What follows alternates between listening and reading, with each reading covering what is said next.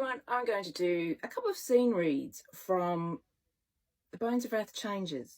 Now, it is available as an ebook. It is also available in Wrathbone, Anthology 1, out now in multiple print formats. It is 5 short stories that comes under The Bones of Wrath Changes. So I'm going to do a quick scene read from each. The next morning, I asked my friends if they'd ever seen one so big. We were in the school library and I was looking for books on moths. Yeah, man, Ned said, spreading his arms wide. It was huge. Ate my whole head.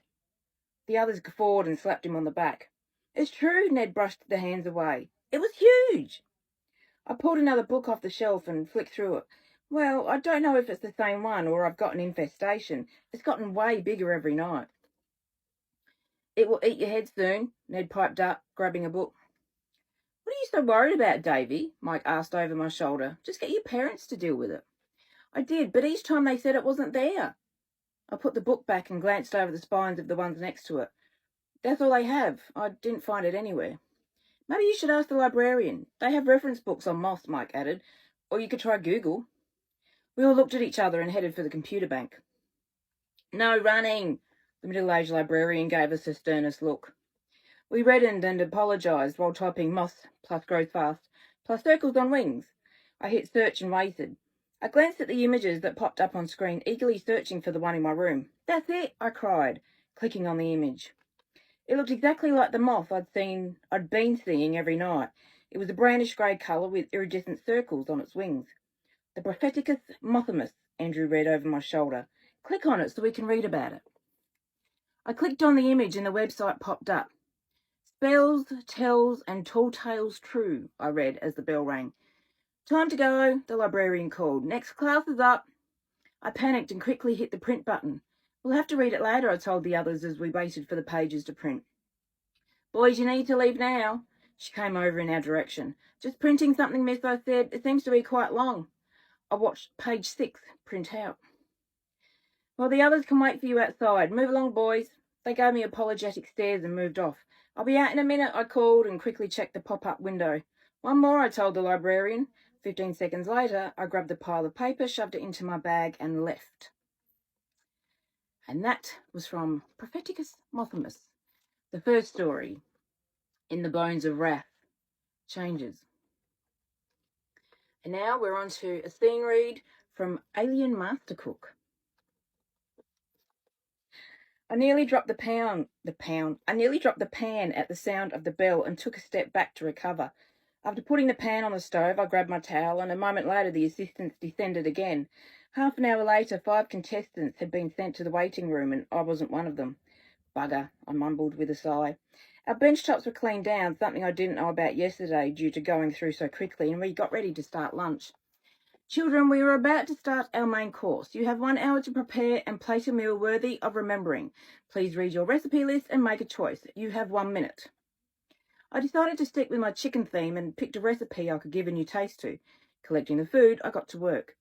I butterflied a chicken breast, then mixed up my special ingredient marinade and smeared it all over. After heating the grill, I quickly whipped up special cheese dough to make a bread roll and shoved it into the oven so I could slow grill a capsicum and strips cucumber. I made a spread of cheese and chive butter, cut some pineapple slices and waited for the bread. I slow grilled the chicken, removed the other stuff and sliced through my now baked bread roll, smearing on the special butter. I cut up the chicken and laid some slices across the bottom of the bun, topped it off with the other ingredients and placed the top of the bun on an angle just as the siren rang. Standing back, I watched everyone else. Some hadn't finished and one was waving away smoke after burning the food. I craned my neck to see Jen and she turned around and waved, giving me a thumbs up to let me know she had finished on time.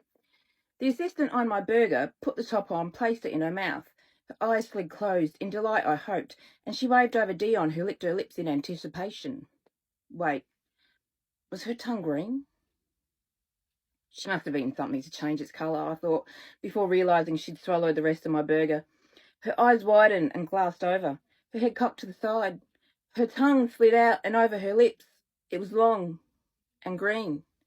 Wait, was her tongue forked? No, I must be imagining things. Maybe I need something to eat. Congratulations, number 42. You are through to the third heat of the TriFest Children's Master Cook Masterclass Cooking Competition.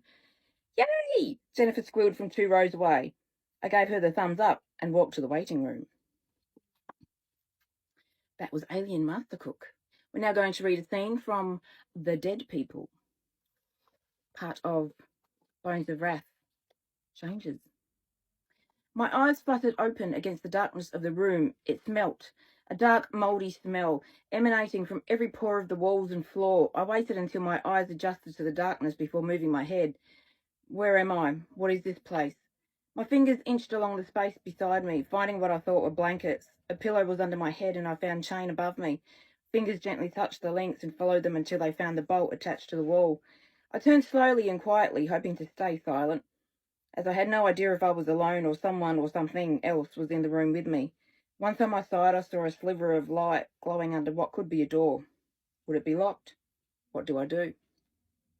My body ached and creaked with every movement I made. I had to go slow. I had to be quiet. I gasped, going against the plan to make no noise. The pain seared up my leg and raced through to my skull, my spine to my skull. What in, where did that come from? I rested a moment, waiting for the ring of pain to settle, and then moved again. One leg off the side of the bed, 2 legs off the side, and heading for the floor.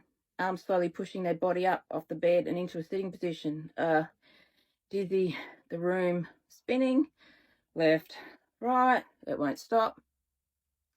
I bent forward and put my head in my hands. The dizziness calmed, slowed down from a tornado to a mild storm and finally to a light wind. Taking a deep breath, I inched toward the wall at the end of the bed, unsure if there was a wall. If there even was a wall. I found it and slowly walked along, waving my other hand out in front of me to find anything before I bumped into it. I hit another wall and followed it to my left until I felt metal and hinges and found the doorknob. Ouch! I whipped my hand toward my mouth and furiously blew on it. It was boiling hot. The handle had been heated, presumably so I couldn't get out. Waving my hand, I wondered what I could use to cover the handle, maybe a pillowcase or blanket or something. Inching my way back to the bed, I felt for the pillow and found a cover I could pull off. I wrapped the case around my hand, returned to the door, grasped the knob and turned, and turned, and turned. No matter which way I turned the handle, the door remained closed. Bugger, it's locked. Click, clack, click, clack. The sound came toward the door and stopped right in front of me. The sound came toward the door and stopped right out front. No time for being careful. I ran straight across the room and threw myself into the bed with a pounding heart and pretended to be asleep. Clang, clang, click. The door opened with an almighty creak and light spilled into the small room. I opened one eye and glanced around. I may have been facing the wall, but I could see the light on the wall above me with an ominous shadow dancing in its midst. And that was The Dead People. Scene read.